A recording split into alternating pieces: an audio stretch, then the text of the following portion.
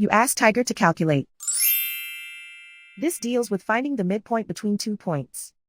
The midpoint between the 2 points is -5.5, -63.5. Let's solve it step by step. Plot the 2 points and calculate the midpoint using the formula. The coordinates of point 1 are, x1 equals -47, y1 equals -53. The coordinates of point 2 are, x2 equals 36, y2 equals -74. PM represents the midpoint of the 2 points.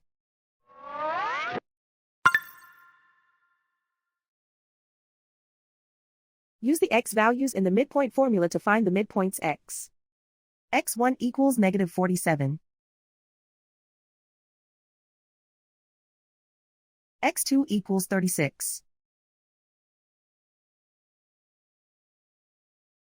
Simplify the arithmetic.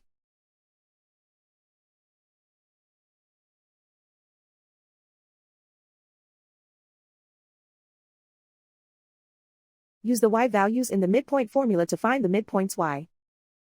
y1 equals -53.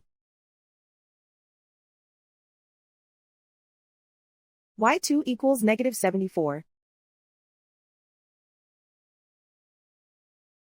Simplify the arithmetic.